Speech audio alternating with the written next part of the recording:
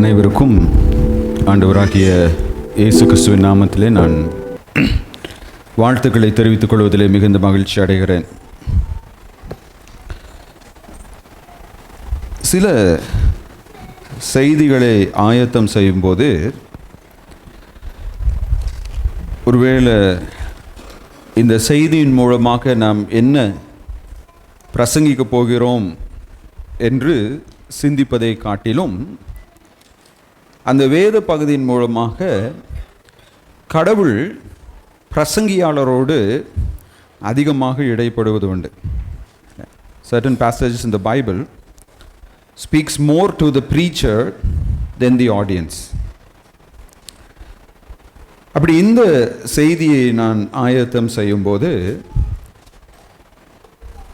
என்னுடைய வாழ்க்கையை குறித்து அதிகமாக நிதானித்து அறிய பரிசுத்த ஆவியானவர் எனக்கு இரக்கம் பாராட்டினார். இன்றைக்கு உங்களோடு கூட நான் பகிர்ந்து கொள்கிற இந்த கருத்துக்கள் எல்லாமே பரிசுத்த ஆவியானவர் என்னை நான் எப்படி மாற்றிக்கொள்ள வேண்டும் என்று, இல்லை என்றால் என்னுடைய ஆவிக்குரிய வாழ்க்கையில் இருக்கின்ற குறைகளை என்னிடத்தில் என்ன பண்ணார், அடையாளம் காண்பித்தார். நான் என்ன கற்றுக்கொண்டேனோ அதை உங்களோடு கூட நான் பகிர்ந்து கொள்ள விரும்புகிறேன். சில செய்திகளை ஆயத்தம் செய்யும்போது நிறைய கமெண்ட்ரிஸை ரெஃபர் பண்ணி என்ன பண்ணுவோம், ஆயத்தம் செய்வோம். ஆனால் சில செய்திகளை ஆயத்தம் செய்யும்போது எந்தவித உபகரணங்களும் இல்லாமலேயே பரிசுத்த ஆவியானவர் என்ன பண்ணுவாருங்க, பல காரியங்களை வெளிப்படுத்துவார். அப்படிப்பட்ட ஒரு வேத பகுதி தான் இது. இன்றைக்கு செய்திக்கு தலைப்பு ஆவிக்குரிய முதிர்ச்சியின்மை, ஸ்பிரிச்சுவல் இம்மெச்சூரிட்டி. அதிலே 3 காரியங்களை உங்களோடு கூட நான் பகிர்ந்து கொள்ள விரும்புகிறேன். ஆவிக்குரிய முதிர்ச்சியின் ஆபத்துக்கள், ஆவிக்குரிய முதிர்ச்சியின் அடையாளங்கள், ஆவிக்குரிய முதிர்ச்சியை மேற்கொள்வது எப்படி, dangers of spiritual immaturity, signs of spiritual immaturity, overcoming spiritual immaturity. இப்போ பிள்ளைகள் பிறந்து குழந்தைகளாக இருக்கும்போது பெற்றோருக்கு பிள்ளைகள் இடத்துல எந்த எதிர்பார்ப்பும் இருக்காது. அவங்களுக்கு நேரம் நம்ம என்ன பண்ணுவோம், சாப்பாடு கொடுப்போம், அவங்கள குளிக்க வைப்போம், அவங்கள சுத்தப்படுத்துவோம், அவங்களுடைய தேவைகள் எல்லாவற்றையும் நம்ம என்ன பண்ணுவோம், சந்திப்போம். அவங்ககிட்ட நமக்கு எந்த எதிர்பார்ப்பும் என்ன பண்ணாதுங்க, இருக்காது. ஒருவேளை அந்த பிள்ளை ஒரு 5ஆம் வகுப்பு படிக்கிற வரைக்குமே நமக்கு என்ன பண்ணாதுங்க, எதிர்பார்ப்பு எதுவுமே என்னதுங்க இருக்காது. ஹைஸ்கூல் போன உடனே நம்ம என்ன பண்ணுவோம், மெதுவாக டேய் இனிமேல் நீ எப்படி இருக்கணும், ஒழுக்கமாக இருக்கணும். அவங்க வளர வளர அந்த எதிர்பார்ப்புகள் என்ன பண்ணிகிட்டே இருக்குங்க, கொஞ்சம் கொஞ்சமாக அதிகமாகிட்டே போயிட்டே இருக்கும். ஹட்சன்ட்டு நான் சொல்லிட்டு இருந்தேன், ஹட்சன் நீ இப்போ 9th ஸ்டாண்டர்ட் போக போகிற, அடுத்த 4 வருஷம் என்னது ரொம்ப முக்கியமான வருடங்கள். உன்னுடைய படிப்புலையும் கடவுளுக்குள்ளாக வளர்வதிலையும் உன்னுடைய பழக்க வழக்கங்களையும் நீ என்ன பண்ணணும், கவனம் செலுத்தணும். ஆனால் ஹட்சன்ட்டு நாங்கள் எதிர்பார்க்கறதை விட ஏமிக்கிட்ட அதிகமாக என்ன பண்ணுவோம். இப்போ ஏமியோடைய ஒரு பிரச்சனை என்னென்னா, நீங்கள் என்கிட்ட மட்டும்தான் சொல்கிறீங்க, ஹட்சன் என்ன பண்ணுறது கிடையாது. அப்போ நாங்கள் ஏமிக்கிட்ட என்ன சொல்லுவோம், ஏமி உனக்கு அதிக வயசாயிருச்சு, நீ பெரிய கிளாஸில் இருக்க, ஹட்சன் இன்னும் என்னதுங்க, அவனுக்கு இன்னும் கொஞ்சம் நேரம் இருக்கு. இப்போ பிள்ளைகள் வளர வளர நம்முடைய எதிர்பார்ப்புகள் என்ன பண்ணுதுங்க, ஏன் இந்த எதிர்பார்ப்புகள் அதிகமாகுது? ஏங்க ஒரு குழந்தைகிட்ட நம்ம எதையுமே எதிர்பார்க்க மாட்டேங்கிறோம், ஆனால் ஒரு வாலிப பிள்ளைகிட்டையோ இல்லை என்றால் வயது நிரம்பிய பிள்ளைகிட்டையோ நம்ம அதிகம் எதிர்பார்க்குறோம். ஏன்னா அவங்க என்ன பண்ணணுங்க, முதிர்ச்சி அடையணும். they need to grow on maturity. இப்போ அந்த பிள்ளைகள் முதிர்ச்சி அடைந்து அவர்களுடைய கடமையை சரிவர செய்யாத போது அது பெற்றோருடைய மனதை என்ன பண்ணுதுங்க, மிகவும் பாதிக்குது. அவங்களை குறித்து என்ன பண்ணுதுங்க, மிகவும் வேதனையாக நம்ம காணப்படுகிறோம். அதே போல் தான் ஆவிக்குரிய வாழ்க்கையிலும் கூட நாம் எப்போதும் குழந்தைகளாக இருக்க வேண்டும் என்று தேவன் என்ன பண்றது கிடையாதுங்க, விரும்புறது கிடையாது. ஒரு குழந்தைக்கு தான் எல்லா பராமரிப்பையும் நம்ம என்ன பண்ணுவோம், கொடுப்போம். ஆனால் ஆவிக்குரிய வாழ்க்கையிலே நாம் அதிக நேரம் செலவிடும் போது நாம் கர்த்தருக்குள்ளாக வளர்கிறவர்களாக இருக்க வேண்டும் என்று தேவன் விரும்புகிறார். God wants us to grow on to maturity. இன்னைக்கு நம்ம வாசித்த இந்த வேத பகுதி இயேசு கிறிஸ்துவோடு கூட 3 ஆண்டுகள் பயணித்த ஒரு கூட்டம்.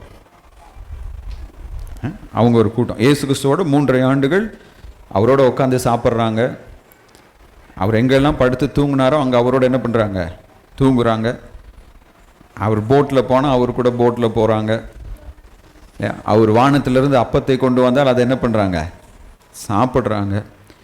அவர் அற்புதங்களையும் அடையாளங்களையும் செய்கிறது என்ன பண்ணுறாங்க, பார்க்குறாங்க. ஆனால் அவர்களுடைய வாழ்க்கையிலே அவர்களுடைய விசுவாசம் சோதிக்கப்பட்ட போது அவங்க எப்படி நடந்து கொண்டாங்க?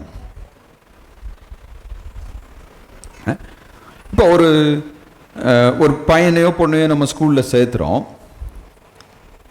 அவங்க நல்லா படிக்கிறாங்களா இல்லையான்னு சொல்லி எப்போ தெரியுங்க? இப்போ பசங்க என்ன சொல்லிகிட்டே இருப்பாங்க, எனக்கு எல்லாம் தெரியும். இப்போது உதாரணமாக ஹட்சன்ட்ட பரீட்சை இருக்கிறப்ப அவங்க அம்மா கேட்பா, டேய் உட்காந்து படி. அப்போ ஹட்சன் சொல்லுவான், எனக்கு எல்லாமே என்ன பண்ணும் தெரியும், ஐ நோ எவ்ரி திங். ஆனால் அவனுக்கு எவ்வளோ தெரியும்னு சொல்லி எப்போ பெற்றோரால் உணர்ந்து கொள்ள முடியுங்க? ரிசல்ட் பார்த்தா தான். அப்போ நம்முடைய வாழ்க்கையில் நாம் கடவுளுக்குள்ளாக வளர்ந்துருக்கிறோம், விசுவாசத்தில் வளர்ந்துருக்கிறோம் அப்படிங்கிறது எப்போ நமக்கு தெரியுங்க? ஆபிரகாமை ஈசாக்கை நீ பலி செலுத்துன்னு சொல்லி சொன்னாரு. ஆபிரகாம் தேவனை விசுவாசித்தானா இல்லையான்னு சொல்லி நமக்கு எப்போ தெரியுங்க? தன்னுடைய மகனவே கர்த்தருடைய வார்த்தைக்கு அடிபணிந்து அவன் பலி செலுத்துவதற்கு எப்படி இருந்தாங்க? முதலாவது இந்த வேத பகுதியிலிருந்து ஆவிக்குரிய முதிர்ச்சியின்மையின் ஆபத்துகள், 3 ஆபத்துகள். முதல் ஆபத்து என்னன்னு சொல்லி கேட்டீங்கன்னா 47ஆம் வசனத்தில் நம்ம பார்க்கிறோம், ஆவிக்குரிய முதிர்ச்சியின்மை கடவுளின் திட்டங்களை அறியக்கூடிய ஞானமற்றது. Spiritual immaturity lacks wisdom to know God's plans. ஆவிக்குரிய முதிர்ச்சியின்மை கடவுளின் திட்டங்களை அறிய என்ன பண்ணுதுங்க? அது கடவுள் என்ன செய்கிறார் என்பதையே ஆவிக்குரிய முதிர்ச்சியின்மையினால் என்ன பண்ண முடியாதுங்க. நான் கர்த்தருக்குள்ளாக வளரவில்லை என்றால் என்னால் கடவுள் என்னை சுற்றிலும் என்னுடைய வாழ்க்கையிலும் என்ன செய்து கொண்டிருக்கிறார் என்பதை என்ன பண்ண முடியாதுங்க, புரிந்து கொள்ளவே முடியாது. இப்போ 47ஆம் வசனத்தில் பார்க்கிறோம், அவர்கள் அப்படி பேசுகையில், எப்படி பேசுகையில் 46வது வசனத்தில் பாருங்க, இயேசு சொல்றாரு, நீங்கள் நித்திரை பண்ணுகிறது என்ன, சோதனைக்கு உட்படாதபடிக்கு எழுந்திருந்து ஜெபம் பண்ணுங்கள் என்றார். இப்ப இயேசு கிறிஸ்து இந்த 3 சீஷர்களை தன்னோடு கூட எங்க அழைத்து சென்றாரு? கெத்செமனே தோட்டத்துக்கு அழைத்து சென்றார். எதுக்கு அழைத்து சென்றாரு? ஜெபம் பண்ண அழைத்து சென்றார். இவங்க என்ன பண்ணிட்டு இருக்காங்க? தூங்கிட்டு இருக்கிறாங்க. இயேசு கிறிஸ்து எழுப்பி விடுறாரு, மறுபடியும் படுத்து தூங்குறாங்க, மறுபடியும் எழுப்பி விடுறாரு, தூங்குறாங்க. அப்ப இயேசு கிறிஸ்து அவங்களை பார்த்து என்ன சொல்றாரு? நீங்கள் சோதனைக்கு உட்படாதபடிக்கு, அதாவது உங்களுடைய விசுவாசத்திலே நீங்கள் தோற்று போகாதபடிக்கு நீங்க என்ன பண்ணணுமா? ஜெபம் பண்ணணும். You need to pray. நீங்கள் ஜெபம் பண்ண வேண்டும். ஆனா இவங்க என்ன பண்ணலைங்க? தூங்குறான். தூங்குனனால என்ன நடக்குது? 47வது வசனத்தில், அவர்களுக்கு முன்னே 12 ஒருவனாகிய யூதாஸ் என்பவனும் இயேசுவை முத்தம் செய்யும்படி அவரிடத்தில் என்ன பண்ணாங்க? சேர்ந்தான். இப்ப யார் இந்த யூதாஸ்? இயேசுவோடு கூட என்ன பண்றாங்க? 3 ஆண்டுகள் செலவழித்தோம். எதுக்காக இந்த யூதாஸ் வராங்க? காட்டி கொடுப்பதற்காக இல்லைங்களா? இப்ப இயேசுவோடு கூட 3.5 வருஷங்கள் இருந்திருக்கிறான். ஆனா இயேசு யாருன்னு அவனுக்கு என்ன பண்ணலைங்க, தெரியல. ஏன் இந்த யூதாஸ் இயேசு கிறிஸ்துவை காட்டி கொடுத்திருக்கலாம்? ஏன்னா அவன் அவற்றிருந்து என்ன எதிர்பார்த்தானோ அதை அவர் செய்யவில்லை. இந்த யூதாஸ் என்பவன் பார்த்தீங்க அப்படின்னா கிளர்ச்சியாளர்கள் குழுவிலிருந்து இயேசு கிறிஸ்துவின் சீடனாக வந்தவன். ரோமர்களிலிருந்து கிளர்ச்சியின் மூலமாக, வன்முறையின் மூலமாக விடுதலையை பெற்றுக்கொள்ள வேண்டும் என்ற குழுவை சேர்ந்தவன். இப்ப அவன் இயேசு கிறிஸ்து என்ன பண்ணிட்டான், வந்துட்டான். இயேசு கிறிஸ்து எப்படியாவது இவங்களுக்கு ரோமர்கிட்ட என்ன பண்ணுவாருங்க, விடுதலையை கொடுப்பாருன்னு சொல்லி நினைச்சா, அவர் கொடுக்காதபடியினாலே அவர் என்ன பண்ணிட்டான், காட்டி கொடுத்துட்டான்.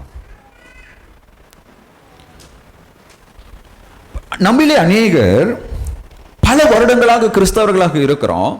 ஆனா ஆலயத்துக்கு எதுக்கு வரோம், கடவுளை எதுக்காக தேடுறோம் அப்படின்னா, நான் விரும்புவதை கடவுள் எனக்கு என்ன பண்ணணும், நான் என்ன கேட்கிறேனோ அதை கடவுள் கொடுக்கணுங்க. நான் என்ன நினைக்கிறேனோ அதெல்லாம் கடவுள் என்ன பண்ணணுங்க, செய்ய வேண்டும். அப்ப ஆவிக்குரிய முதிர்ச்சியின்மை, நான் கடவுளுக்குள்ளாக வளராத போது கடவுள் யார் என்று உணர்ந்து கொள்ளாதவனாக நான் காணப்படுகிறேன். சரி, இவன் தான் இப்படி இருக்கிறான் அப்படின்னு சொல்லி நம்ம பார்த்தோம்னா, ஆவிக்குரிய முதிர்ச்சியின்மையினுடைய இரண்டாவது ஆபத்து, ஆவிக்குரிய முதிர்ச்சியின்மை கடவுளின் சித்தத்திற்கு விரோதமாக செயல்படுகிறது. 48 51 வசனங்களாக இருக்கட்டும், இல்லை என்றால் 56 62 வசனங்கள். இந்த வசனங்கள்ல இயேசுவின் சீஷர்கள் இந்த சூழ்நிலையை எப்படி கையாளுறாங்க. இப்போ யூதாஸ்க்கு தான் கடவுளுடைய திட்டம் என்னன்னே தெரியல, அதை புரிந்து கொள்ளக்கூடிய ஞானம் இல்லை. ஆனா இப்ப இயேசு கிறிஸ்து கூட இருக்கிறாங்க. இவங்கெல்லாம் இயேசு கிறிஸ்து இன்னும் என்ன பண்ணலீங்க, காட்டி. இவனுங்க என்ன பண்றாங்க அப்படின்னு சொல்லி நீங்க பார்த்தீங்க அப்படின்னா, கூட்டமா எல்லாரும் என்ன பண்ணிட்டாங்க, இயேசு கிறிஸ்துவ சூழ்ந்துட்டாங்க. 49வது வசனத்துல வாசிக்கலாம். அவரை சூழ நின்றவர்கள் நடக்க போகிறது, அவரை சூழ நின்றவர்கள் என்று யார் இங்க சொல்றாங்க, இயேசு கிறிஸ்துடைய சீடர்கள். அவரை சுத்தி அவங்க தான் என்ன பண்றாங்க, நின்றுட்டு இருக்கிறாங்க. அவங்க என்ன பண்றாங்க, ஆண்டவரே, அவங்க கேட்கிற கேள்வி பாருங்க, பட்டயத்தினாலே வெட்டுவோமா? ஒருவேளை நம்ம இதுக்கு முன்னாடி நம்ம வாசித்தப்ப இயேசு கிறிஸ்து என்ன பண்ணாரு, பட்டயத்தை எடுத்துக்கொள்ளுங்க அப்படின்னாரு. அப்போ ஒருத்தன் சொல்றான் 2 பட்டயம் இருக்குன்னு, இயேசு கிறிஸ்து என்ன சொல்றாரு, அது போதும்பா. எதுக்காக அவங்கள பட்டயத்தை எடுத்துக்கொள்ள சொல்றாரு, ஏன்னா தீர்க்க தரிசனம் நிறைவேறும்படியாக, அவர் கல்லர்களில் ஒருவராக என்ன பண்ணுவாருங்க, எண்ணப்படுவார் என்ற தீர்க்க தரிசனம் நிறைவேறும்படியாக பட்டயத்தை எடுத்துக்கோங்கப்பா அப்படின்னு சொல்லி சொல்றாரு. அதை பயன்படுத்த இயேசு கிறிஸ்து என்ன பண்ண கிடையாதுங்க, சொல்லவே கிடையாது. எனக்கு அன்பானவர்களே, ஆவிக்குரிய போராட்டங்களை ஜபத்தினால் மட்டுமே நம்மால மேற்கொள்ள முடியும். Only through prayer. பவுல் சொல்றாரு, மாம்சத்தோடும் யுத்தத்தோடும் நமக்கு என்ன கிடையாதுங்க. அப்படி அர்த்தம் என்னவென்றால், மனிதனோடு நமக்கு என்ன கிடையாதுங்க, போராட்டம் கிடையாது. எதோட போராட்டம், துரைத்தனங்களோடும் அதிகாரம், அதாவது சாத்தானின் சேனையோட நம்ம என்ன பண்றோம், போராடுறோம். அப்ப சாத்தானின் சேனையோட நான் போராடும் போது ஜெபம் தான் எனக்கு அதுல என்ன பண்ணுங்க, வெற்றியை கொடுக்கும். அதனாலதான் இயேசுக்கு சொல்றாரு, சோதனைக்கு உட்படாதபடிக்கு எழுந்திருந்து நீங்க என்ன பண்ணுங்க, ஜெபம் பண்ணுங்க. See, this is the advice of Jesus Christ. இயேசு கிறிஸ்து உன்னுடைய போராட்டங்களை நீ ஜெபத்தினால் மட்டும்தான் வெல்ல முடியும்னு அவர் சொல்லி இருப்பாரு என்றால், வேற எந்த வழியிலையும் உன்னுடைய ஆவிக்குரிய போராட்டத்தை நம்மால என்ன பண்ண முடியாதுங்க, வெற்றி கொள்ள முடியாது. இப்போ இயேசு கிறிஸ்து ஜெபம் பண்ண சொன்ன போது தூங்கிட்டு இருந்தவன் இங்க இயேசு கிறிஸ்து அமைதியா இருன்னு சொல்றாரு பாருங்க. சொன்ன உடனே வெட்டுவோமா என்ற உடனே 50வது வசனத்துல இயேசு கிறிஸ்து வெட்டுவோமான்னு கேட்கிறான். கேட்டுட்டு அவர் என்ன பதில் சொல்றாருன்னு கூட என்ன பண்ணலைங்க, காத்திருக்கல. பிரதான ஆசாரியனுடைய வேலைக்காரனுடைய வலது காதரை என்ன பண்ணா, அந்த சேவகனுடைய பேர் என்னன்னு சண்டே ஸ்கூல் ஸ்டூடெண்ட்ஸ்க்கு தெரியுமா? யோவான் சொல்றார், மல்கூஸ். நல்ல கவனிங்க, நம்ம எந்த ஒரு காரியத்தையும் ஜெபத்தில் செய்யாமல் இருப்போம், ஜெபத்தோடு முன்னெடுக்காமல் இருப்போமே என்றால் கடவுள் விரும்பாததை நாம் செய்கிறவர்களாக இருப்போம். இப்போ இயேசு கிறிஸ்து உடனே என்ன பண்றார்? அப்பொழுது இயேசு இம்மட்டில் நிறுத்துங்கள், ஸ்டாப் இட். ஒருவேளை இயேசு கிறிஸ்து நிறுத்துங்கள்னு சொல்லாம இருந்திருந்தா இன்னும் 2 பேர் காதை என்ன பண்ணியிருப்பான்? வெட்டி தள்ளியிருக்கலாம். இப்போ இயேசு கிறிஸ்து தடுத்து நிறுத்துறார், ஸ்டாப் இட். இப்போ ஆவிக்குரிய முதிர்ச்சியின்மை என்று சொல்லும்போது நம்ம வார வாரம் சர்ச்சுக்கு வரலாம், சில வேளைகளில் வேதத்தை நம்ம தினமும் வாசிக்கலாம். ஆனால் நாம் கடவுளுக்குள்ளாக வளராத போது, நாம் ஆவிக்குரிய பிரச்சனையை சந்திக்கும் போது நாம் என்ன செய்யக்கூடாது என்று தேவன் சொல்லி இருக்கிறாரோ அதை நாம் செய்கிறவர்களாக இருப்போம். உன்னுடைய சொந்த மனைவி கிட்ட நீ உண்மையா இரு அப்படின்னு சொல்றப்போ, ஒரு பிரச்சனைன்னு வரப்போ மனைவி கிட்ட நம்ம ஏன் பொய் சொல்றோம்? ஏன்னா ஆவிக்குரிய வாழ்க்கையில நான் என்ன கிடையாதுங்க, முதிர்ச்சி அடையவில்லை. இந்த இடத்துல ஆண்டவர் நீ கோவப்படாத, பொறுமையா இருன்னு சொல்றப்ப நம்ம ஏன் கோவப்படுறோம்? ஏன்னா ஆவிக்குரிய வாழ்க்கையில இன்னும் வளர வேண்டிய விதத்துல நம்ம என்ன பண்ண கிடையாதுங்க, வளரவில்லை. ஆலயத்துக்கு சரியான நேரத்துக்கு போகணும்னு தெரியும், ஆனா நான் ஏன் வர்றது கிடையாது? ஏன்னா நான் ஆவிக்குரிய வாழ்க்கையில என்ன பண்ண கிடையாதுங்க, வளரவில்லை. ஞாயிற்றுக்கிழமை காலையில நான் தூங்குறது எனக்கு முக்கியமா இருக்கு. நான் வேலைக்கு சரியான நேரத்தில் போவேன், அந்த முதிர்ச்சி எனக்கு இருக்கு. வேலைக்கு நான் சரியான நேரத்தில் போகலன்னா என்னுடைய சம்பளத்தை கட் பண்ணிடுவாங்க, இல்லைன்னா எனக்கு லீவ் என்ன பண்ணிடுவாங்க. அப்போ அந்த முதிர்ச்சி எனக்கு இருக்கு. நான் ஆலயத்திற்கு சரியான நேரத்திற்கு போகவில்லை என்றால் நான் ஆவிக்குரிய ஆசீர்வாதங்களை இழப்பேன் என்ற முதிர்ச்சி எனக்கு என்ன கிடையாதுங்க, இல்லை. அப்ப இந்த சீஷர்கள் எப்படி நடந்து கொள்றாங்க, அவங்களுடைய முதிர்ச்சியின்மை எப்படி வெளிப்படுது? யூதாஸ் இயேசு கிறிஸ்துவை காட்டி கொடுக்குறான். எப்படி காட்டி கொடுக்குறாங்க? முத்தத்தினாள். ஒருவேளை லூக்கா யூதாசே என்று அழைப்பதாக கூறுகிறார். இன்னொரு இடத்துல சிநேகிதனே, மை ஃப்ரெண்ட், சிநேகிதனே. இந்த 2 பதங்களும் எதை காண்பிக்கிறது என்றால், அவன் இயேசுவோடு கூட 3.5 வருடங்கள் செலவழித்திருந்தாலும் அவன் ரட்சிக்கப்படாதவனாய் இருந்தான். இயேசு கிறிஸ்து மகனே என்று என்ன கிடையாதுங்க, அழைக்க கிடையாது. அவர் என்ன சொல்றாருங்க, ஃப்ரெண்ட். இல்லை என்றால் இங்க என்ன சொல்றாருங்க, யூதாசே. எப்படி கானா ஒரு கல்யாணத்திலே மரியாள் இடத்துல ஸ்திரியே, ஏன் அந்த இடத்துல ஸ்திரியே என்று சொல்கிறார்? ஏனென்றால் அந்த கானாவூர் கல்யாணத்திலே தான் என்ன செய்ய வேண்டும் என்று அவருக்கு என்ன பண்ணுங்க தெரியும். தேவனுக்கே நீ என்ன பண்ணுற, ஆலோசனை கொடுக்குறியா, ஸ்திரியே. இங்க யூதாசே. நிறைய வேளைகளிலே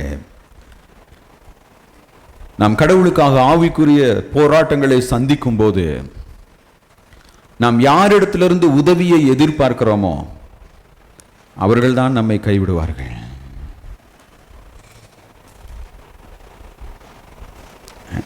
சரி, இவன் தான் இப்படி இருக்கிறான்னா, இந்த கத்தி எடுத்துட்டு வந்தவனுடைய பிரச்சனை என்னதுங்க? அவனுடைய முதிர்ச்சியின்மை எப்படி வெளிப்படுதுன்னா, ஃபால்ஸ் செல்ஃப் கான்ஃபிடென்ட், தவறான சுய நம்பிக்கை. அவன் என்ன நினைச்சா, இந்த கத்தியை வச்சு இயேசுவை காப்பாத்திரலாம் அவன் என்ன பண்றாங்க நினைக்கிறான். எனக்கு பிரியமானவர்களே, நாம் தேவனுடைய ஊழியத்தையோ தேவனுக்காக வாழ வேண்டும் என்று விரும்பினாலோ அதை சுய நம்பிக்கையினால் சுய முயற்சியினால் நம்மால் என்ன பண்ண முடியாதுங்க, அடையவே முடியாது. இயேசு சொன்ன, என்னை அன்றி உன்னால் ஒன்றும் என்ன பண்ணாதுங்க செய்யக்கூடாது. என்னுடைய உதவி இல்லாம உன்னால் ஒண்ணுமே செய்ய முடியாது.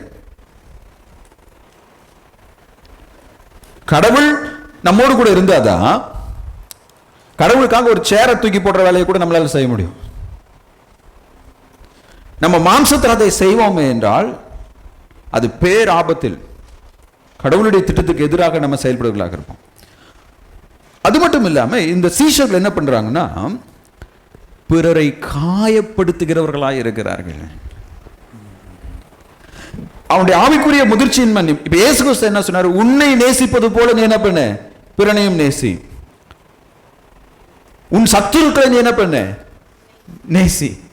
உனக்கு தீமை செய்கிறவர்களுக்கு இதெல்லாம் அவனுக்கு கிளிப்பிள்ளைக்கு சொல்ற மாதிரி 3.5 வருஷம் சொல்லி கொடுத்தாலும் ஒரு பிரச்சனை வந்த உடனே கத்தியை தான் என்ன பண்றாங்க, தூக்குறான்.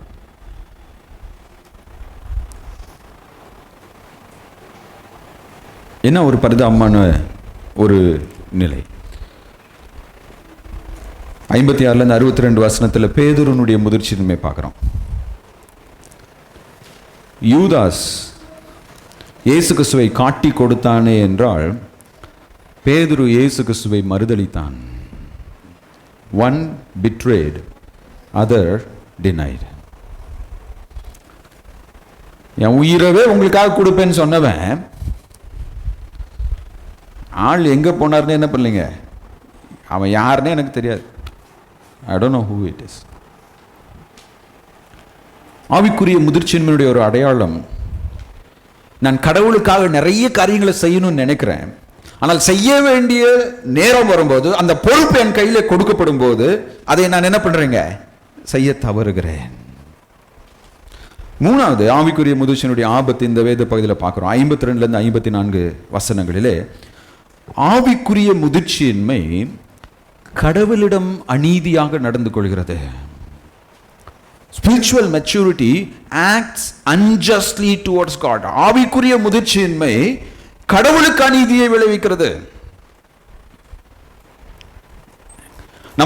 நம்ம நிறைய பேருடைய பிரச்சனை என்னன்னு சொல்லி கேட்டீங்கன்னா, நம்ம மனிதர்கள்ட்ட உண்மையா இருக்கிறோம், மனிதர்கள்ட்ட நியாயமா இருக்கிறோம், கடவுள்கிட்ட உண்மையா இல்லை, கடவுள்கிட்ட நியாயமா இல்லை. இங்க இந்த பிரச்சனைக்கு காரணம் யாருன்னு சொல்லி பாருங்க. 52வது வசனம் வாசிக்கலாம். பின்பு இயேசு தமக்கு விரோதமாய் வந்த, எல்லாரும் ஓபன் பண்ணிருக்கிறீங்களா உங்க பைபிள்ல? சண்டே ஸ்கூல் தம்பி பசங்களா? ஜேம்ஸ், என்னடா பைபிளை மூடி வச்சிட்ட? ஓபன். ஆமா, 22வது அதிகாரம் 118வது பக்கம். லூக்கா 22 118. பெரியவர்கள் எல்லாரும் பிரிண்டட் பைபிளை சர்ச்சுக்கு எடுத்துகிட்டு வரணும். ஓகே, உங்களால் செல்ஃபோனில் பைபிள் பார்க்குறத விட பிரிண்டட் பைபிள் நீங்கள் எடுத்துகிட்டு வர்றது உங்களுக்கு நல்லது. போர் அடிக்கிறப்ப வேறு எதையும் பார்க்காம நீங்கள் பைபிளை மட்டும் பார்க்க வசதியாக இருக்கும். 52வது வசனம். பின்பு இயேசு தமக்கு விரோதமாய் வந்த, யாரெல்லாம் பாருங்க, யாருங்க? பிரதான ஆசாரியன் என்பவன் யாருங்க? High priest, bishop. இல்லை நம்ம வார்த்தையில் சொல்லணும்னா போப். அந்த நாட்களுடைய யூதர்களுடைய போப் ஆண்டவர் இவர் தான். போப் ஆண்டவர், அவங்களுடைய போப் ஆண்டவர்னு சொல்லலாம், பிரதான ஆசாரியன். அடுத்து தேவாலயத்து கடவுளுடைய ஆலயத்தை பாதுகாப்பவர்கள். ஓகே, மூணாவது யாருங்க? மூப்பர்கள்னா யாரு? வேதத்தை போதிக்கிறவங்க. இவங்கெல்லாம் என்ன பண்ணியிருக்கணும்? யாருக்கு உண்மையா இருந்திருக்கணும்? கடவுளுக்கு. ஆனா இவங்க யாருக்கு உண்மையா இருக்கிறாங்க? மனிதருக்கு.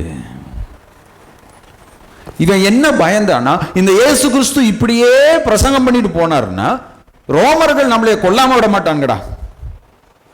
இவர் பின்னாடி இவ்வளவு கூட்டம் போகுதே, இவர் என்னதான் பண்ணலாம் அப்படின்னு சொல்லி அவங்க உட்கார்ந்து யோசிக்கிறப்ப காய்பா என்ற பிரதான ஆசாரியன் என்ன சொல்றான் தெரியுமா? நம்ம தேசத்தை பாதுகாக்கிறதுக்காக ஒரு ஆளை பலி செலுத்துறதுல என்ன கிடையாது தப்பு. அவர் நல்லவனோ கெட்டவனோ, நம்ம மக்களை பாதுகாக்கணும்னா இவரை நம்ம சிலுவையில் அரைஞ்சிட்டோம்னா நம்ம மக்கள் என்ன பண்ணிடலாம். அப்ப பாருங்க, மனிதனுக்கு நீதியை விளைவிக்க வேண்டும் என்று யாருக்கு அநீதியை விளைவிக்கிறோங்க? கடவுளுக்கு அநீதியை விளைவிக்கிறோம். இப்போ என்னுடைய பிள்ளைகளுக்கு லீவ்னால நல்லா தூங்குறது என்னதுங்க? ஆசைதான். இப்போ ஞாயிற்றுக்கிழமை காலையில் அவங்கள எழுப்பி ஆயத்தம் பண்ணி சபைக்கு கூட்டிகிட்டு வரல அப்படின்னா 12 மணி வரைக்கும் கூட அவங்க என்ன பண்ணுவாங்க? சந்தோஷமாக தூங்குவாங்க. ஆனால் என்னுடைய பிள்ளையினுடைய போக்கிலே நான் என்னுடைய பிள்ளையை விட்டு விடுவேன் என்றால் நான் என்னுடைய பிள்ளையின் பக்கம் சேர்ந்து கொண்டு நான் யாருக்கு அநீதி விளைவிக்கிறேங்க? கடவுளுக்கு அநீதி விளைவிக்கிறேன். I am doing injustice to God. என்னுடைய பிள்ளையினுடைய ஆசையை நிறைவேற்றுவதற்காக, என்னுடைய பிள்ளை கடவுளுக்குள்ளாக வளர வேண்டிய விதத்தில் வளராமல் இருப்பதற்கு நானே காரணமா இருக்கிறேன். ஏன்னா பிள்ளைகள் கர்த்தரால் வரும், they are a gift from God. அந்த பிள்ளைகளுக்காக நான் தேவனுக்கு என்ன பண்ணணுங்க? கணக்கு கொடுக்க வேண்டும். அந்த பிள்ளைகள் கர்த்தருக்கு சொந்தமானவர்கள், எனக்கு சொந்தமானவர்கள் இல்லை. நீங்க நினைச்சிட்டு இருக்கிறான் என் பிள்ளை என்னுடையவன் என்னுடையவள், கல்யாணம் ஆனதுக்கு அப்புறம் தூக்கி எஞ்சிட்டு போயிட்டே இருப்பாங்க. கல்யாணம் ஆனதுக்கப்புறம் புருஷனோ நம்ம பிள்ளைகள் பண்ணுறப்ப நமக்கு என்னதுங்க கஷ்டமாக இருக்குது. ஆனால் நம்மளும் கல்யாணம் பண்ணப்போ அதே தான் பண்ணோம். ஜோசினி நான் கல்யாணம் பண்ணிட்டு வரப்போ அவங்க அம்மாவை விட்டு பிரிஞ்சு வரமே நான் என்ன பண்ணல, அழுவ கிடையாது. அவங்க அம்மாவுக்கு அதுதான் ரொம்ப வருத்தம். என்னை விட்டு போறா, இத்தனை வருஷமா வளர்த்த எனக்காக ஒரு சொட்டு கண்ணீர் கூட என்ன பண்ண கிடையாது, சிந்த கிடையாது. சந்தோஷமா என்ன பண்ணிட்டா. என்னுடைய பிள்ளைகளின் ஆசையை நிறைவேற்றுவதற்காக நான் யாருக்கு அநீதி விளைவிக்கிறேங்க? கடவுளுக்கு அநீதி விளைவிக்கிறேன். சில நேரம் என்னுடைய மாம்சத்தை நான் திருப்திப்படுத்திக் கொள்வதற்காக, எனக்கு பிடிச்சதை நான் செய்யறதுக்காக நான் கடவுளுக்கு என்ன பண்றேங்க, அநீதியை விளைவிக்கிறவனாக இருக்கிறேன். அப்படி நான் கடவுளுக்கு அநீதி விளைவிக்கும் போது நான் யாரோடு கூட்டாமை செய்கிறேன், யாரோடு நான் அலையன்ஸ் வைத்துக் கொள்கிறேன்? இயேசு கிறிஸ்து அவங்கள பார்த்து சொல்றாரு, ஏன்பா ஒரு கல்லனை பிடிக்க புறப்பட்டு வருகிறது போல நீங்க வரீங்களே. 53ஆம் வசனத்துல, நான் தினந்தோறும் தேவாலயத்தில் உங்களோடு கூட, இந்த தினந்தோறும் என்று சொல்லும் போது இந்த தினந்தோறும் எதை குறிக்கிறது என்றால், அவர் கடைசி ஒரு வாரம், அந்த பஸ்காவின் வாரம் முழுவதும் அவர் எருசலேம் தேவாலயத்தில் தான் என்ன பண்றாருங்க, இருக்கிறாரு. தினந்தோறும் நான் தேவாலயத்தில் பிரசங்கிக்கும் போது என்ன நீங்க என்ன பண்ண கிடையாதுங்க, பிடிக்க கிடையாது. ஆனால் இந்த இருட்டிலே என்னை பிடிக்க நீங்க என்ன பண்ணிருக்கிறீங்க, வந்திருக்கிறீங்க. இதுவோ உங்களுடைய வேலையும் அந்தகாரத்தின் அதிகாரமாயிருக்கு. அப்போ இந்த பிரதான ஆசாரியரும் தேவாலயத்தின் சேனை தலைவர்களும் மூப்பர்களும் யாரோட கூட்டு வச்சுக்கிட்டாங்க, பிசாசோட. நம்முடைய வாழ்க்கையிலே நாம் கர்த்தருக்குள்ளாக வளராத போது நாம் யாரோடு கூட்டு வைத்திருக்கிறோங்க, பிசாசு.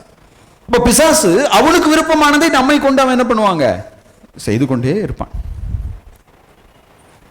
அப்ப ஆவிக்குரிய வாழ்க்கையில் வளராமல் இருப்பதனுடைய ஆபத்துகள். இப்ப ஆவிக்குரிய வாழ்க்கையில நான் வளராமல் இருக்கிறேன் என்பதற்கான அடையாளங்கள், வாட் ஆர் சம் சைன்ஸ், எப்படி நான் கத்துக்கலாம்? நிறைய சொல்லலாம். நான் ஒரு 7 அடையாளங்களை சுருக்கமாக பகிர்ந்து கொள்ள போகிறேன். இதை எபிரேயர் 5ஆம் அதிகாரம் 11 16 வசனங்களிலும் 1 கொரிந்தியர் 3ஆம் அதிகாரம் 1 3 வசனங்களிலும் நாம் வாசிக்கலாம். இப்போ அடையாளங்கள் என்ன? முதலாவது அடையாளம், என்னுடைய தனிப்பட்ட வாழ்க்கையில வேதம் வாசிக்கவும் தனிமையில் ஜெபிப்பதற்கும் நேரம் செலவழியாமல் இருப்பது. தம்பிங்களா, சர்ச்சுக்கு வரப்போ போட்டி போட்டு பைபிள் பேசுகிறீங்க. எத்தனை பேர் கடந்த ஒரு வாரம் முழுவதும் டெய்லி வீட்டில் பைபிள் வாசிச்சிங்க? எத்தனை பேர் ஜெபம் பண்ணீங்க? பெரியவங்களுக்கெல்லாம் ஒரு கேள்வி, எத்தனை பேர் போன வாரம் ஞாயிற்றுக்கிழமை கொண்டு போய் வச்ச பைபிளை இந்த வாரம் தான் திரும்ப பார்த்தீங்க? அதுவும் ஒரு சிலர்லாம் என்ன பண்ணுறீங்கன்னா, வசதியாக பைபிளை சர்ச்சில் என்ன பண்ணிடுறீங்க, வச்சுட்டு போயிடுறீங்க. அதை யாரா வீட்டுக்கு எடுத்துகிட்டு போயிட்டு திரும்ப என்ன பண்ணணும், கொண்டு வந்துடுறோம். நிறைய பேருடைய பைபிள் அனாதை ஆயிடுச்சு இன்னைக்கு. என்னால் வேதம் வாசிக்க முடியவில்லை, என்னால் ஜெபிக்க முடியவில்லை, அந்த எண்ணமே இருக்க மாட்டேங்குது. இரண்டாவது, என்னால் பிறர் மீது அன்பு செலுத்தவோ, பிறரை மன்னிக்கவோ, பிறரை மனதார ஏற்றுக்கொள்ளவோ முடியவில்லை. I am not able to love, forgive and accept people wholeheartedly. ஏனென்றால் ஒருவன் தேவனை நேசிக்கிறவனாக இருப்பானே என்றால் அவன் என்ன பண்ணுவாங்க, சக மனிதர்கள் என்ன பண்ணுவான், நேசிக்கிறவன். இயேசு கிறிஸ்துவால முடிஞ்சது. ஒரு போர் சேவகனுடைய காதப்பை என்ன பண்றாங்க, வெட்டுறாங்க. ஒருவேளை நான் யோசித்து பார்த்தேன், நான் இயேசு கிறிஸ்துடைய நிலைமையில இருந்து என்ன யாராச்சும் பிடிக்க மற்ற விசுவாசிங்கெல்லாம் அமைதியா இருக்கிறாங்க, ஆனா ஒருத்தர் மட்டும் போய் காதை வெட்டிருந்தா நான் சொல்லுவேன், நீ ஒருத்தன் தாண்டா எனக்கு உண்மையான சீசன். ஏன்னா இன்னைக்கு நம்ம நிறைய டைம் வந்து குடும்பத்திலே ஒருத்தரோட ஒருத்தர் சண்டை போடுறப்போ நம்ம கூட சேர்ந்து சண்டை போடுறவங்கள தான் நம்மளுக்கு சொந்தமானவங்க நினைப்போம். அந்த இடத்துல பொறுமையாக அமைதியாக அந்த ஒம்ப வளர்க்காமல் இருக்கிறவங்கள பார்த்து என்ன சொல்லுவோம், அவ்வளோ தொண்டை தண்ணி தீர நான் கத்திட்டு இருக்கேன், அவ்வளோ சண்டை போட்டுட்டு இருக்கேன், எனக்காக ஒரு வார்த்தை நீ பேசுனியா? இப்படிதானே நம்ம சிந்திக்கிறோம். ஆனால் இயேசு கிறிஸ்து அவர் என்ன பண்றாருங்க, அந்த அவன் வெட்டின காது எடுத்து ஒட்ட வச்சுட்டு இருக்காரு. வெட்டினவன் என்ன நினைச்சிட்டு இருப்பான், இந்த ஆளுக்கு என்னடா புத்தி கித்தி கலங்கி போயிருச்சான், இவரை காப்பாற்றணும் நம்ம முயற்சி பண்ணிட்டு இருக்கோம், இவர் என்னன்னா அவன் காத்த போய் என்ன பண்ணிக்காரு. சிலுவையில் தொங்கிட்டு இருக்கும்போது ஜெபம் பண்றாரு, பிதாவே இவர்களை மன்னியும் தாங்கள் செய்வது. அப்ப யார் ஆவிக்குரிய வாழ்க்கையிலே வளர்கிறவர்களாக இருக்கிறார்களோ அவர்களால் பிறர் என்ன பண்ண முடியுங்க, நேசிக்க முடியும், மன்னிக்க முடியும், ஏற்றுக்கொள்ள முடியும். இப்ப இது இந்த அன்பு எனக்குள்ளார வரணும்னா கடவுளுடைய வசனம் எனக்குள்ளாக கிரியை செய்யணும். கடவுளுடைய வசனம் எனக்குள்ளாக கிரியை செய்ய வேண்டும் என்றால் கடவுளுடைய வசனத்தை நான் தியானிக்க வேண்டும். மூணாவது, கடினமான சூழ்நிலைகளிலே என்னுடைய உணர்வுகளை கட்டுப்படுத்த முடியாமல் வாழ்வது. I am not able to control my emotions in critical times. ஒன்று கோபம், இல்லை என்றால் ஏமாற்றம், இல்லை என்றால் அழுகை. ஒரு சிலரோட இது என்ன அப்படின்னா ஒதுங்கி போறது, எஸ்கேபிசம். நான் சர்ச்சுக்கு வந்து இதெல்லாம் செஞ்சான தானே பிரச்சனை, நான் ஒதுங்கி போயிடுறேன். அப்போ அந்த இடத்துல நான் என்ன பண்றேன் அப்படின்னா கடவுளுடைய வசனம் இல்லை என்றால் கடவுள் நான் இந்த இடத்துல என்ன செய்ய வேண்டும் என்று விரும்புகிறார் என்பதை மறந்து எனக்கு எது நியாயம் படுதோ அதை நான் என்ன பண்றேங்க செய்து கொண்டிருக்கிறேன். நான்காவதாக, என்னுடைய ஆவிக்குரிய போராட்டங்களையும் என்னுடைய பாவங்களையும் கடவுளுடைய பிள்ளைகளிடம் சொல்லி அதற்கான ஆலோசனையை பெற்றுக்கொள்ள எனக்கு தாழ்மை இல்லை. நான் ரொம்ப பெருமையா இருக்கேன். I am so proud, I am too proud to talk about my inner struggles to godly people. என்னுடைய உண்மையான ஆவிக்குரிய போராட்டங்களை கடவுளுடைய மனிதர்களோடு நான் பகிர்ந்து கொண்டு அதற்கான ஆலோசனையை பெற்றுக்கொண்டு அதிலிருந்து நான் வளர்ந்து வர மீண்டு வர எனக்கு என்ன கிடையாதுங்க, விருப்பம் இல்லை. ஏன்னா என் மனசுல நான்கிற அகங்காரம் என்ன பண்ணுதுங்க, ஒளிஞ்சிருக்கு. என்னுடைய மனதிலே பொறாமையும் பிரிவினையும் பெருமையும் ஒளிந்திருக்குது. It's hiding inside. அது எப்படின்னு சொல்லி கேட்டிங்கன்னா, இந்த விறகு அடுப்பில் சமையல் பண்ணும்போது அந்த விறகு என்ன பண்ணுங்க, அப்படியே அமைதியாகும், நெருப்பு இல்லாமல் போகும். அந்த நெருப்பு இல்லாமல் போகிறப்ப என்ன பண்ணுவாங்கன்னா ஒரு குழல் வச்சு என்ன பண்ணுவாங்க, ஊதுவாங்க. ஊதுனோடனே அந்த நெருப்பு என்ன பண்ணுங்க, குபீர்னு மறுபடியும் என்ன பண்ணும், பற்றிக்கொள்ளும். இப்போ நிறைய நேரத்தில் என்னுடைய மனதுக்குள்ளாக பொறாமை, பிரிவினை, கோபம், பெருமை இதெல்லாம் என்ன பண்ணிருக்குங்க, ஒரு அவிந்த நெருப்பை போல என்ன பண்ணுதுங்க இருக்கு. ஒரு சின்ன ஒரு பிரச்சனை வந்த உடனே அது குபீர்னு என்ன பண்ணுதுங்க, பத்திக்கிட்டு எரியுது. அந்த நேரத்தில் கடவுளை பத்தியோ அவருடைய வசனத்தை பத்தியோ என்னை சுற்றி இருக்கிறவங்க எதை பத்தியும் நான் என்ன பண்ண கிடையாதுங்க, சிந்திப்பது கிடையாது. இங்க இயேசு கிறிஸ்து என்ன மனநிலையில் இருக்கிறாரு, சீஷர்கள்லாம் என்ன மனநிலையில் போயிட்டு இருக்காங்க, குவைட் ஆப்போசிட். ஆறாவதாக, என்னுடைய வாழ்க்கையிலே தொடர்ந்து ஆவிக்குரிய காரியங்களிலே தோல்வி அடைந்து கொண்டே இருக்கிறேன். என்னை நான் மாற்றிக்கொள்ள வேண்டும் என்று விரும்புகிறேன். ஆனா என்னால் என்ன பண்ண முடியலைங்க, நான் செஞ்ச பாவத்தையே திரும்ப திரும்ப திரும்ப திரும்ப திரும்ப திரும்ப என்ன பண்றேன், செஞ்ச தப்பவே திரும்ப. அப்படின்னா அதனுடைய அர்த்தம் என்ன, நான் வளர வேண்டிய விதத்தில் என்ன பண்ணலைங்க, வளரவில்லை. ஏழாவதாக, ஐ லேக் ஸ்பிரிச்சுவல் பவர். என்னுடைய ஆவிக்குரிய போராட்டங்களிலே நான் பலவீனமாக வினறுகிறேன், சோர்ந்து போகின்றேன், மன சோர்வு. ஒரு சின்ன பிரச்சனை வந்தாலே அந்த பிரச்சனையை எதிர்கொண்டு மேற்கொள்ளக்கூடிய பலன் எனக்குள்ளாக இல்லை. ஆவியானவருடைய வழிநடத்துதல் எனக்குள்ளாக இல்லை. ஆவியானவருடைய பலனை என்னால் உணர முடியவில்லை. இன்னும் நிறைய அடையாளங்கள் சொல்லிக்கொண்டே போகலாம், நேரம் இல்லாததுனால சரிங்க, இதை எப்படி நம்ம மேற்கொள்ள முடியும்? ஆவிக்குரிய போராட்டங்களில் நம்முடைய ஆவிக்குரிய முதிர்ச்சியின்மை என்னால் எப்படி மேற்கொள்ள முடியும்? How can I overcome? முதலாவது, என்னை நான் கடவுளுக்கு முன்பாக ஜெபத்திலே தாழ்த்த வேண்டும். இயேசுக்கு சொன்னார், நீங்கள் சோதனைக்கு உட்படாதபடிக்கு என்ன பண்ணுங்கப்பா, ஜெபம் பண்ணு. தூங்குறவனை எழுப்பி ஜெபம் பண்ணுன்னு சொல்றார்.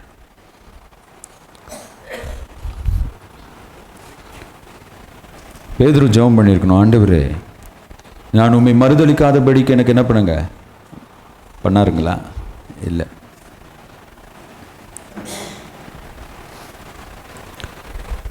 உங்களிலே எத்தனை பேர் ஆண்டவருக்கு முன்பாக முழங்கால் படியிட்டு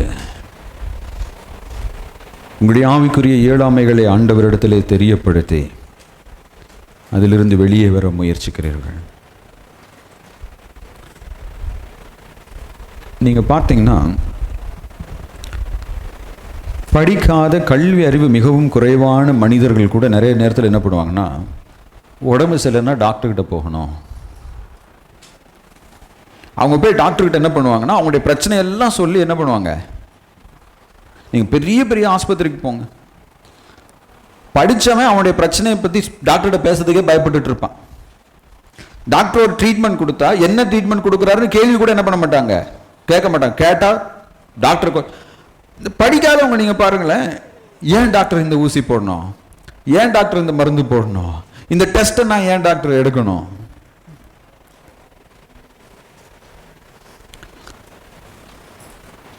படிக்காதவங்களுக்கு கூட என்ன பண்ணுதுங்க, மருத்துவர்கிட்ட போய் சிகிச்சை. சுகர் இருக்கும், 1 வருஷம் ஆனாலும் டாக்டரை பார்க்க மாட்டோம், அதே மருந்தை சாப்பிட்டுட்டு இருப்போம். அது ஏதாவது ஒரு ஆர்கனை அடிக்கிற வரைக்கும் என்ன பண்ணுறதுங்க. இதெல்லாம் பண்ணுறவங்க யாருன்னு சொல்லி கேட்டிங்கன்னா படிக்காதவங்க இல்லை.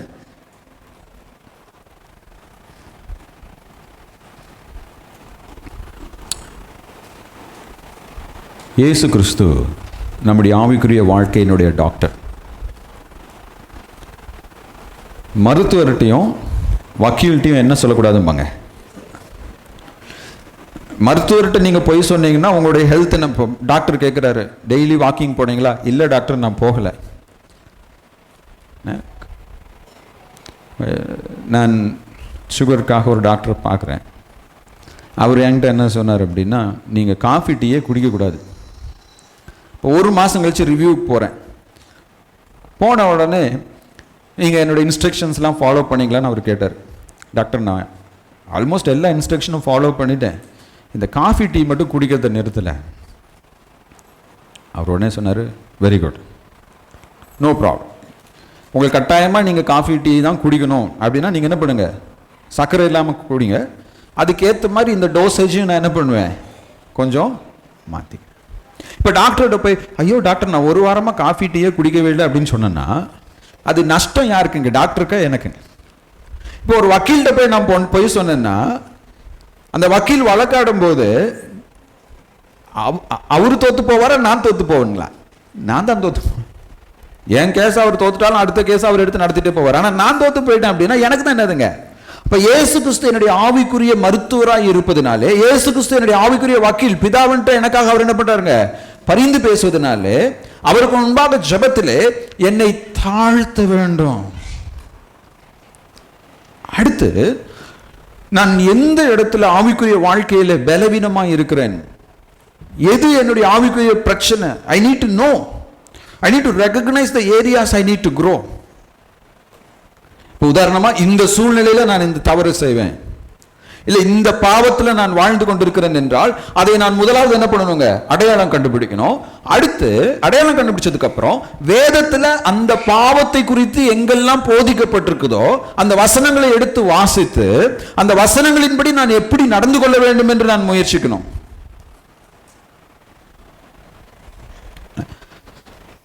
என்னுடைய டாக்டர் எனக்கு மருந்து கொடுக்கும்போது அவர் என்ன சொல்லி கொடுத்தார் தெரியுமா? சார், இந்த மருந்தினுடைய பலம் 20%, 20%. மீதி 80% நான் என்னெல்லாம் சொன்னனோ அதை நீங்க செய்யறதுல தான் என்ன பண்ணுது இருக்கு. நான் சொல்றதை செய்யாம இந்த மருந்தை மட்டும் நீங்க சாப்பிட்டுக்கிட்டே இருந்தீங்க அப்படின்னா 20% உங்களுக்கு என்ன பண்ணுங்க, பிரயோஜனமா இருக்கும். இந்த மருந்தால உங்க உடம்பை காப்பாற்ற முடியும். ஆனா 80% உங்களுடைய பலன் என்ன பண்ணிட்டே இருக்குங்க, குறைந்து கொண்டே தான் இருக்கும். அப்போ இப்போ நான் அந்த டயபெட்டிஸ் சுகர்லேருந்து நான் வெளியில் வரணும்னா எதெல்லாம் என்னுடைய உடம்புல சுகர் அதிகமாக்குதுங்கிற தெளிவு எனக்கு என்ன பண்ணுங்க வேண்டாம். அந்த தெளிவு இல்லை அப்படின்னா நான் திரும்ப திரும்ப எதெல்லாம் சாப்பிடக்கூடாதோ எதெல்லாம் செய்யக்கூடாதோ அதே தான் என்ன பண்ணிட்டு இருப்பேன். அப்போ ஆவிக்குரிய வாழ்க்கையில் நான் எங்கே தோத்து போகிறேன், எது என்னுடைய பலவீனம், அதை முதலாவது என்ன பண்ணணுங்க அடையாளம் கண்டு அதை நான் எப்படி மேற்கொள்வது, வேத வசனம் இதை மேற்கொள்வதற்காக என்ன சொல்கிறது என்பதை நான் என்ன பண்ணும் அறிந்து கொள்ள வேண்டும். கடவுளுக்கு உங்களில் ஒருவன் ஞானத்தில் குறைவாக இருந்தால் நீங்கள் கடவுள்கிட்ட என்ன பண்ணுங்க, அவர் சம்பூர்ணமாய் கொடுப்பார். மூன்றாவதாக ஆவிக்குரிய ஒழுக்கங்களுக்கு உங்களை ஒப்புவிக்க வேண்டும். Commit to spiritual disciplines. Commit to spiritual disciplines. நம்ம ஒவ்வொரு 3வது வாரமும் இந்த ஆவிக்குரிய ஒழுக்கங்களை குறித்து ஒரு புஸ்தகத்தை நம்ம வாசிச்சுட்டு இருக்கோம். ஜே.சி. ரயில் என்ற ஐயா எழுதின ஒரு புஸ்தகம். நிறைய பேர் அந்த கூட்டத்துக்கு பங்கு பெற ஒழுக்கமே இல்லை. இப்போ விராட் கோலி, டேய் தம்பிங்களா, விராட் கோலி T20 மேட்ச் விளையாடுறது கிடையாது, அதுலேயும் ரிட்டையர் ஆகிட்டாரு. ஆனால் ஐபிஎல்லில் வந்து பார்த்தீங்கன்னா பிரமாதமாக என்ன பண்ணுறாரு, விளையாடுறாரு. இப்போ விராட் கோலி வந்து கிரிக்கெட் ப்ராக்டிஸே பண்ணாமல் நல்லா சாப்பிட்டுட்டு படுத்து தூங்கிட்டு கிரவுண்டில் வந்தால் அவரால் நல்லா பர்ஃபார்ம் பண்ண முடியுமா? கட்டாயம் என்னதுங்க முடியும்.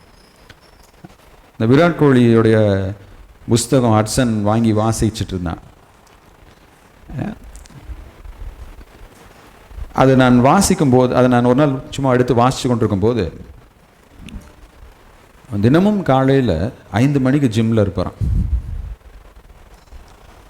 ஒரு நாளைக்கு குறைந்தது 4லேருந்து 6 மணி நேரம் என்ன பண்ணுவாராம், உடற்பயிற்சி செய்வாராம். இன்னொரு பேட்டியில் அவர் என்ன சொன்னார் அப்படின்னா, 6 மாதம் ஒரே உணவை என்னால் என்ன பண்ண முடியும், சாப்பிட முடியும். இந்த விராட் கோலி வந்து பஞ்சாபி ஒரிஜின் அவருக்கு. பஞ்சாபி ஆட்கள் வந்து அவங்களுடைய சாப்பாடு வந்து பார்த்திங்கன்னா இந்தியா ஃபுல்லாக பஞ்சாபி தாபா இருக்கும். நெய், வெண்ணெய், மசாலா, கொழுப்பு இதெல்லாம் அடித்து நொறுக்குவாங்க. அப்படிப்பட்ட குடும்பத்திலேருந்து தான் நான் என்ன பண்ணேன் வந்தேன். ஆனால் இப்போது பச்சை காய்கறிகளை என்னால் என்ன பண்ண முடியும், 6 மாதமும் 3 நேரமும் அதை தான் சாப்பிடணும்னா என்னால் என்ன பண்ண முடியும். உலகத்திலே நம்பர் 1 பேட்ஸ்மேன் அப்படிங்கிறத இந்த விராட் கோலி ஜாலியாக அடைஞ்சிட்டாருன்னு நீங்கள் நினைக்கிறீங்களா? அவிசுவாசிகள் வந்து விராட் கோலி என்ன சொல்லுவாங்க, காட் ஆஃப் கிரிக்கெட், கிரிக்கெட்டின் கடவுள். சச்சின் டெண்டுல்கர் இருந்தபோது சச்சின் டெண்டுல்கர் என்ன சொன்னாங்க, கிரிக்கெட்டின் கடவுள். விசுவாசிகளாக நம்ம அப்படி அவங்களை அழைக்கிறது கிடையாது. அந்த நிலையை அடைய வேண்டுமே என்றால் அவர்கள் எவ்வளவு கடினமாக உழைக்க வேண்டும். சச்சின் டெண்டுல்கர் கேட்டாங்க, நீங்கள் என்ன சிந்திச்சு கொண்டே இருப்பீங்க? அவர் ஒரே ஒரு வார்த்தையில் பதில் சொல்லிட்டார். அந்த பதில் எனக்கு ரொம்ப ஆச்சரியம். என்ன பதில்னா, நான் எப்போதுமே எப்படிரா இந்த பந்தை பவுண்டரிக்குள்ளில் அடிக்கலாம், 4 அடிக்கலாமா 6 அடிக்கலாமா, ஒரு பந்தை எப்படி அடிக்கலான்னு மட்டும்தான் நான் யோசிச்சுட்டே இருப்பேன். இப்போ ஒழுக்கம் இல்லாதவன் தன் வாழ்க்கையில உயர்வை என்ன பண்ணது கிடையாதுங்க, அடைவதே கிடையாது. பெரிய பெரிய பணக்காரங்கள்லாம் சரித்திரத்தில் தடம் தெரியாமல் என்ன பண்ணிட்டாங்க, பெரிய திறமைசாலைகள்லாம் சரித்திரத்தில் என்ன பண்ணிட்டாங்க, ஒண்ணுமே இல்லாம என்ன பண்ணிட்டாங்க. அப்ப யார் வாழ்க்கையில உயர்றான், யார் தன்னுடைய வாழ்க்கையில ஒழுக்கத்தை கற்றுக்கொள்கிறானோ, அது பணம் நமக்கு அந்த ஒழுக்கத்தை கொடுக்காதுங்க, அதிகாரமும் செல்வாக்கும் நமக்கு அந்த ஒழுக்கத்தை கொடுக்காது. அது உள்ளத்திலிருந்து என்ன பண்றதுங்க.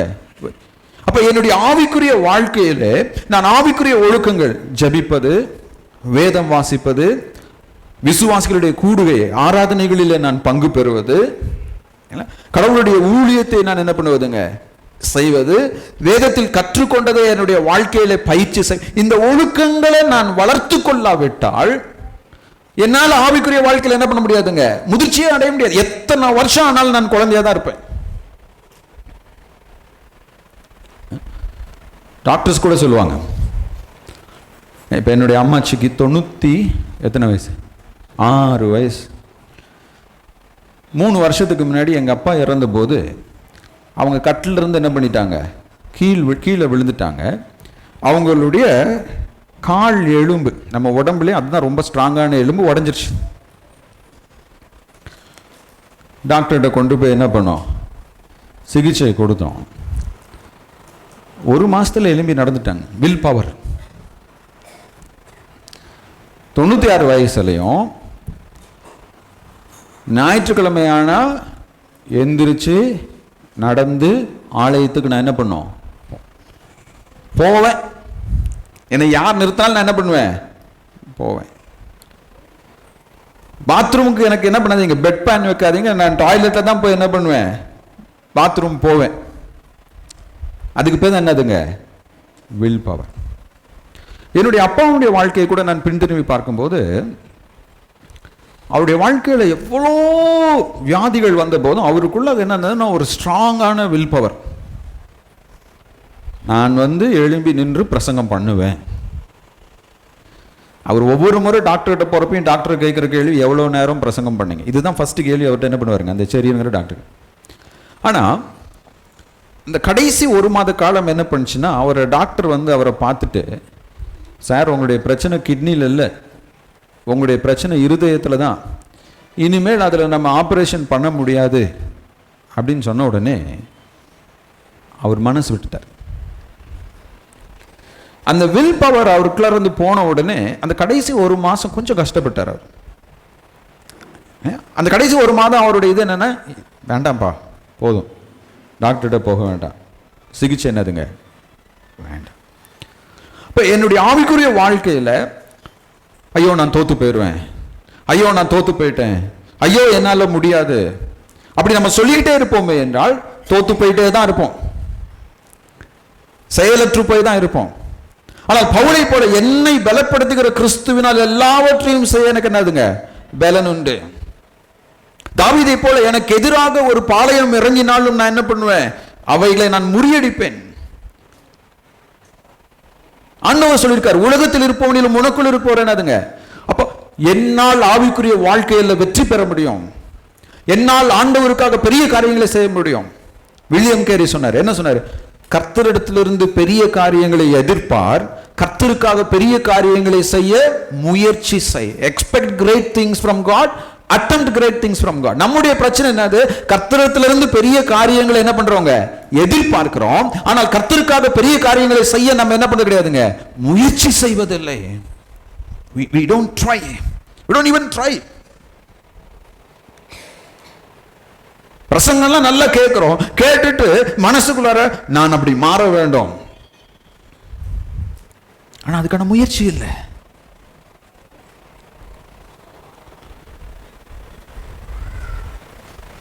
மார்ட்டின் லூதர்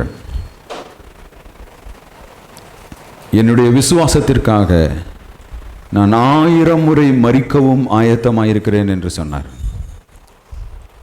ஏன் அப்படி சொன்னாருன்னு சொல்லி கேட்டீங்கன்னா, அவர் முயற்சி செய்கிறாரு, கத்தோலிக்க சபை அவர் என்ன பண்ணுதுங்க அடக்குது, தோல்விகள். அவருடைய நண்பர்கள் அவர்கிட்ட வந்து சொல்றாங்க, மார்ட்டின் லூதர் கொஞ்ச நாள் அமைதியா இருப்பா. அவருக்கு பிடித்த ஒரு ராஜா என்ன பண்ணிட்டான், மார்ட்டின் லூதரை பிடிச்சிட்டு போய் வாட்ஸ்பர்க் என்ற இடத்துல 6 மாசம் ஒரு அரண்மனையில் மார்ட்டின் லூதரை வச்சு அவருக்கு வேலை செய்யறதுக்கு ஆட்களை கொடுத்துட்டு, மார்ட்டின் நீ இங்கே இரு, நல்லா படி, எவ்வளோ எழுத முடியுமோ அவ்வளோ நீ என்ன பண்ணு எழுது. ஒரு 6 மாசம் மார்ட்டின் லூதர் அங்கே என்ன பண்றாருங்க, புஸ்தகங்கள் எழுதுறாரு, முயற்சி பண்றாரு. அவரால் உள்ள இருக்க முடியல. அந்த மன்னன்ட்ட என்ன தெரியுமா சொல்றாரு, நான் இந்த அரண்மனையிலே முடங்கி போய் மரிப்பதை காட்டிலும் நான் கர்த்தருக்காக என்னுடைய பணித்தளத்திலே கொல்லப்படுவதை நான் என்ன பண்றேன் விரும்புகிறேன். அப்போ நம்ம நிறைய பேருடைய வாழ்க்கையில ஒரு முயற்சியை செய்வதற்கு முன்பதாகவே நான் தோற்று போய்விட்டேன் என்ற முடிவுக்கு நம்ம என்ன பண்ணிடுறோம். கடவுளுக்காக ஒரு காரியத்தை ஆரம்பிக்கிறதுக்கு முன்னாடியே நம்ம மனசுல என்னதான் வந்து நிக்குதுங்க, இது உருப்படாது, இதை செய்ய முடியாது.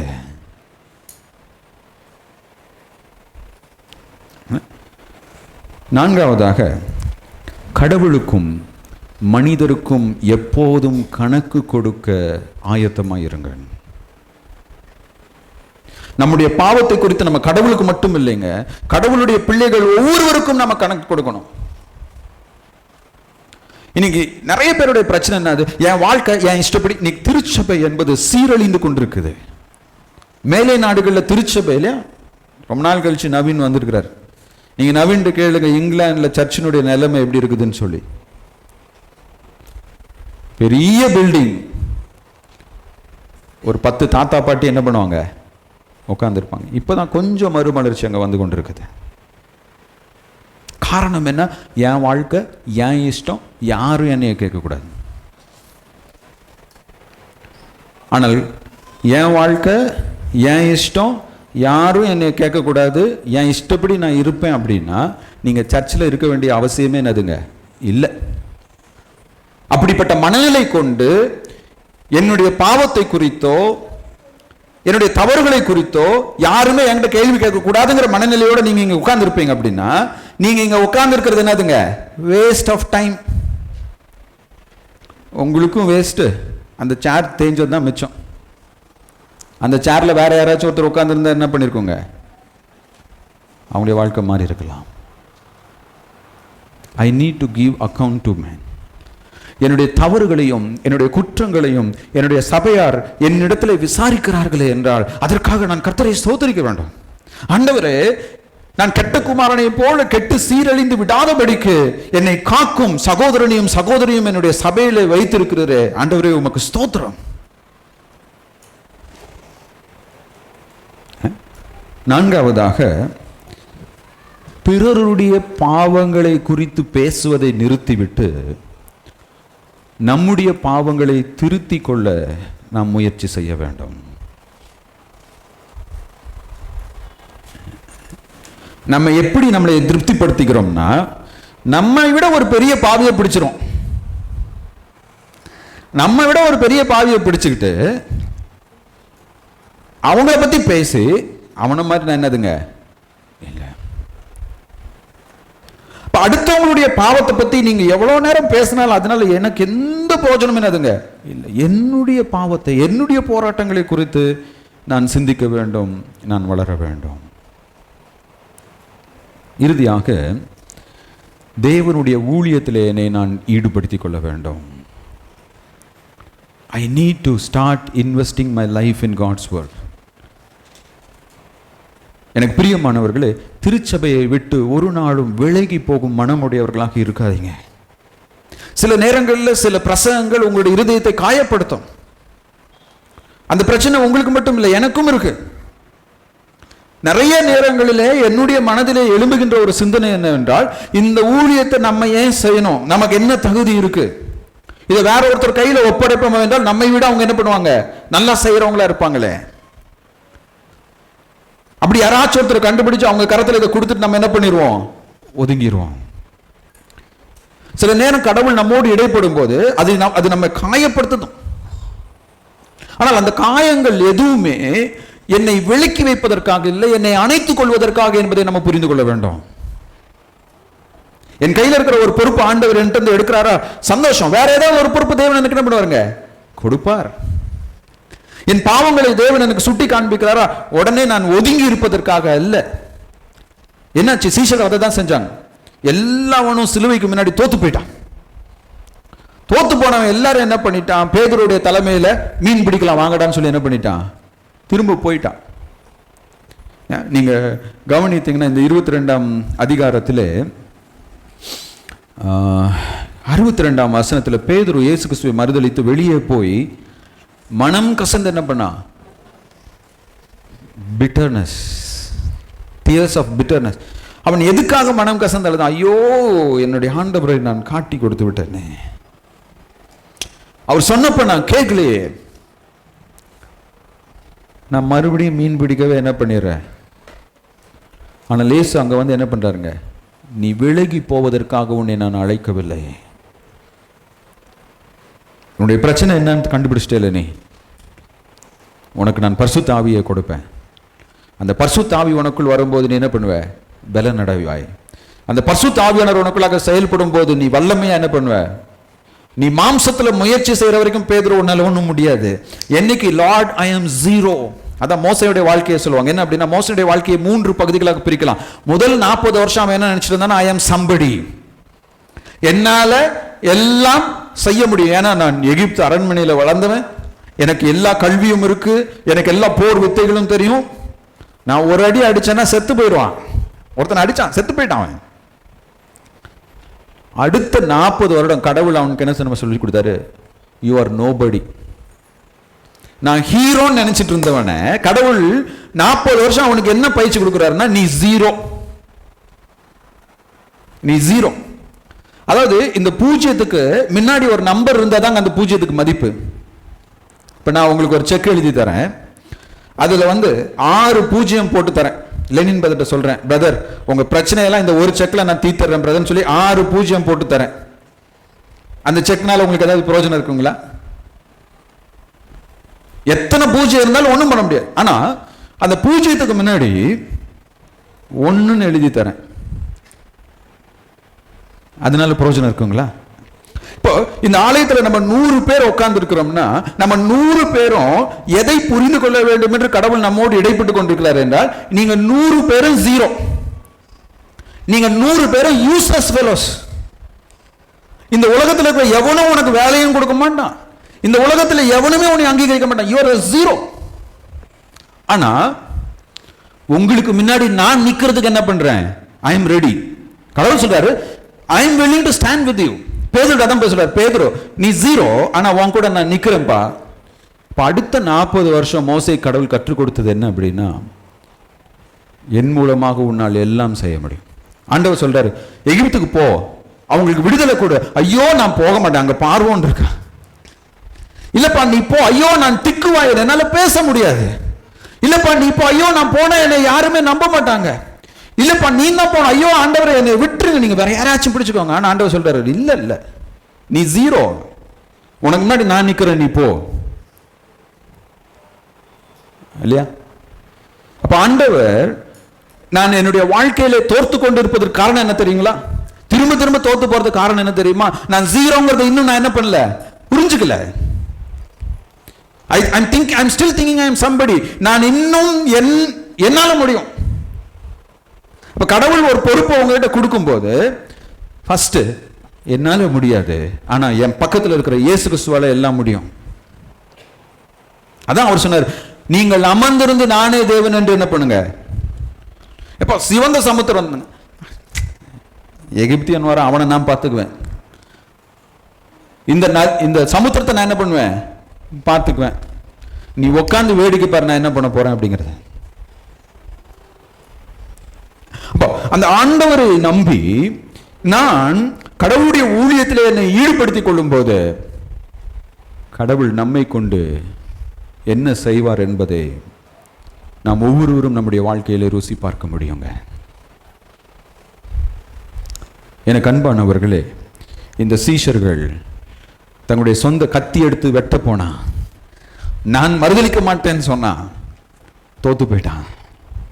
இயேசு கிறிஸ்து சொன்னாரு, திரும்ப வா, பரிசுத்த ஆவியானவர் உனக்குள்ளாக இருக்கிறாரு, நான் உன் பக்கத்தில் நிற்கிறேன்னு சொல்லி இதே சீஷர்கள் அப்போஸ்தலர் நடவடிக்கைகளே உலகத்தை கலக்குபவர்கள் என்று சொன்னாங்க. உலகத்தை கலக்குபவர்கள். அந்த தோத்து போன பேதுரு, சந்தேகப்பட்ட தோமா, அவரை விட்டு ஓடி போன சீஷர்கள் இயேசு கிறிஸ்துவோடு இணைந்து அவருடைய சுவிசேஷத்தை உலகமெங்கும் எடுத்து செல்ல முயற்சி செய்ததின் விளைவாக தான் இன்னைக்கு நீங்களும் நான் இங்க உட்கார்ந்து வேதத்தை என்ன பண்றோங்க, கற்றுக்கொண்டிருக்கிறோம். இந்த சீஷர்களுடைய வாழ்க்கை இங்க முடிவடையவில்லை. அவனை ஆவிக்குரிய வாழ்க்கையிலே தேவன் என்ன பண்ணாருங்க, பலப்படுத்தினார், முதிர்ச்சடைய செய்தார், பயன்படுத்தினார். நம் ஒவ்வொருவருடைய வாழ்க்கையும் தோல்வியிலே முடிந்து போவதை தேவன் என்ன பண்றது கிடையாதுங்க, விரும்புவதில்லை. ஒருவேளை என்னுடைய குடும்பம் இடிந்து போயிருக்கலாம், ஒருவேளை என்னுடைய எதிர்காலம் இடிந்து போயிருக்கலாம், ஒருவேளை என்னுடைய வேலை, என்னுடைய கரியர் இடிந்து போயிருக்கலாம். எல்லா விஷயத்திலையும் நான் தோத்து போய் நான் ஒரு ஜீரோ, என்னால ஒன்னும் பண்ண முடியாது நம்ம இங்க இருக்கிறோமா? ஆண்டவர் சொல்றாரு, அந்த இடத்துல உன்னை நான் வைக்க என்ன பண்ணல, விரும்பவில்லை. அந்த இடத்துக்கு உன்னை கொண்டு வந்த தேவன் நான் தான். நீ ஒரு ஜீரோன்னு உனக்கு நான் காண்பிக்க நான் என்ன பண்ணேன், உன்னை அந்த இடத்துக்கு கொண்டு வந்தேன். நிறைய நேரத்தில் ஆண்டவர் எனக்கு கற்றுக் கொடுக்கிற ஒரு உண்மை என்னன்னு தெரியுங்களா? உன்னுடைய பிள்ளைகளவே உன்னால வளர்க்க முடியல, நீ எப்படி சபையை நடத்த போற? அப்போ என்னுடைய பிள்ளைகளை வளர்ப்பதற்கும் ஆண்டவருடைய உதவி தேவைங்க. என்னுடைய சபையை நடத்துவதற்கும் ஆண்டவருடைய உதவி தேவைங்க. நான் ஒரு ஜீரோவாக இருந்தாலும் என் பக்கத்தில் இயேசு நிற்கும் போது எனக்கு என்ன இருக்குங்க? மதிப்பு இருக்கிறது. எனக்கு பிரியமானவர்களே, ஆவிக்குரிய முதிர்ச்சியின்மை என்பது நான் ஒரு ஜீரோங்கிறத புரிந்து கொள்ளாம என்னுடைய மாம்சத்தில் முயற்சி செய்து கொண்டிருப்பது தான். ஆவிக்குரிய வாழ்க்கையில் முதிர்ச்சி அடைய வேண்டுமே என்றால், ஆண்டவரே நான் ஒரு ஜீரோ, ஆனால் என் பக்கத்தில் நீங்கள் இருங்க சுவாமி. ஆண்டவரே இந்த இடத்துல எனக்கு பேச தெரியாது, என் வாயில் உங்களுடைய வார்த்தைகளை வைங்க. ஆண்டவரே இந்த இடத்துல எப்படி நடக்கணும்னு எனக்கு தெரியாது, இந்த இடத்துல எப்படி நடக்கணும்னு எனக்கு சொல்லித்தாங்க சுவாமி. ஆண்டவரே இந்த பொறுப்பை எப்படி செய்யணும்னு எனக்கு தெரியாது, இதை எப்படி செய்யணும்னு எனக்கு கற்றுத்தாங்கன்னு சொல்லி அந்த ஆண்டவரை நம்முடைய பக்கத்தில் கூப்பிட்டு நிறுத்தி கொள்வோமே என்றால் பெரிய காரியங்களை தேவன் நம் மூலமாக செய்வார். அப்படிப்பட்ட ஒரு திருச்சபையாக, குடும்பங்களாக, தனி நபர்களாக தேவன் நம்மை ஆசீர்வதிப்பாராக. ஆமென்.